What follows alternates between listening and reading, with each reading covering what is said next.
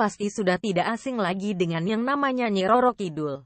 Ia dikenal sebagai Ratu Pantai Selatan, juga sebagai penguasanya. Beberapa mitos tentang Nyi Roro Kidul pun sudah beredar, bahkan sampai keluar Pulau Jawa.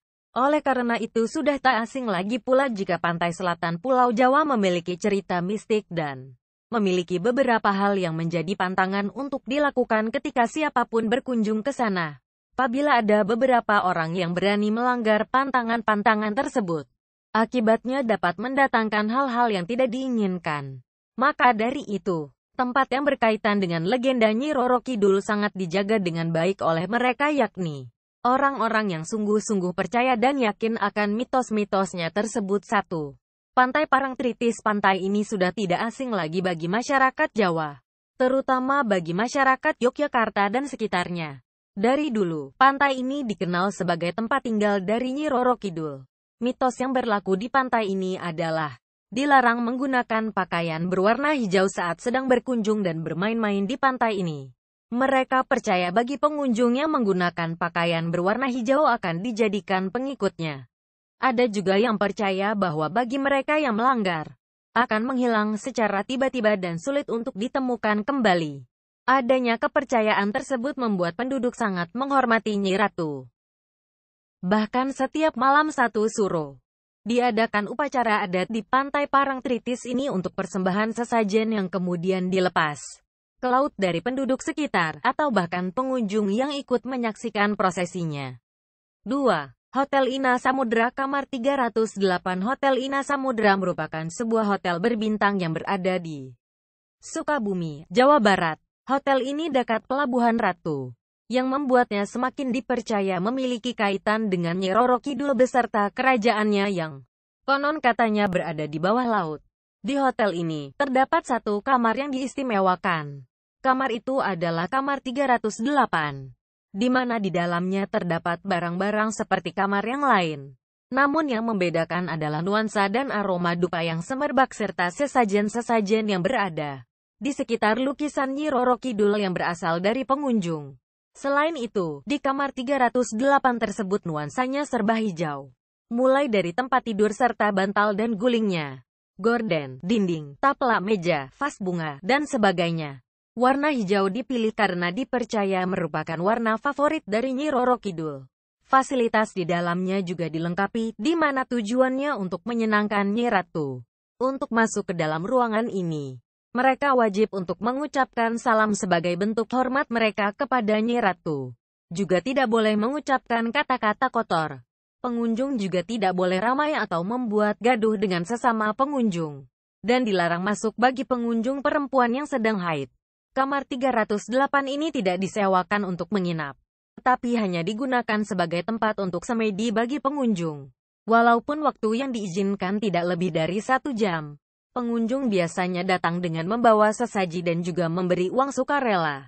Mereka bersemedi untuk sekedar memanjatkan doa dan ada yang percaya jika mereka dapat mendapatkan pertolongan dari Nyi Ratu. Selain itu, ada juga yang datang hanya untuk sekedar ingin mengetahui seperti apa kamar 308 yang disakralkan, dan ingin mengabadikan momen saat berada di sana.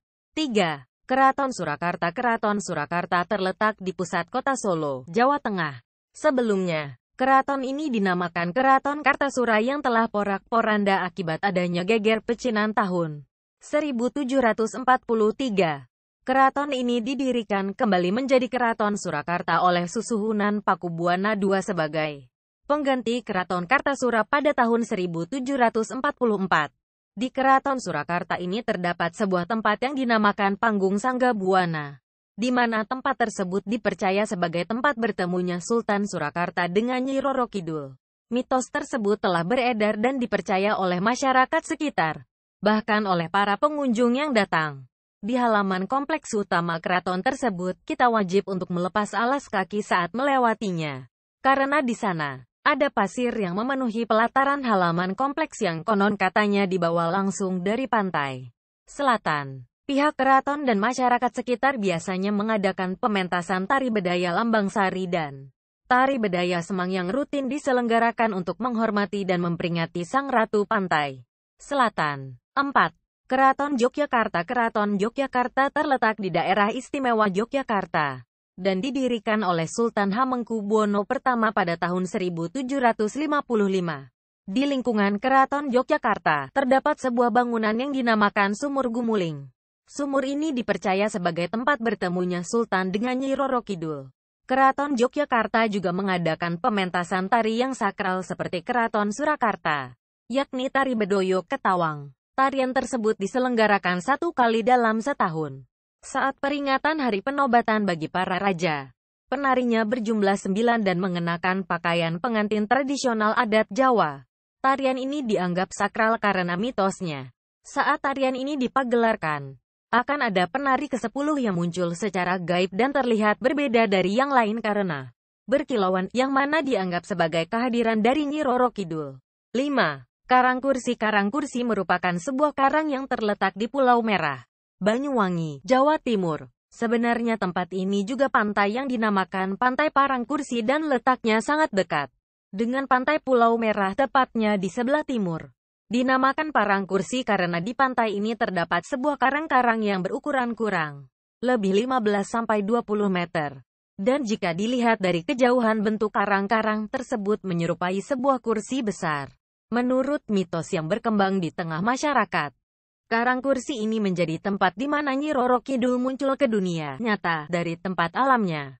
Oleh karena itu, tak heran dengan adanya cerita-cerita demikian menjadi daya tarik tersendiri bagi tempat tersebut untuk didatangi para wisatawan, terutama masyarakat Indonesia dari berbagai daerah. Selain itu, sampai saat ini juga, Karangkursi merupakan salah satu tempat yang dikeramatkan atau disakralkan di daerah Banyuwangi.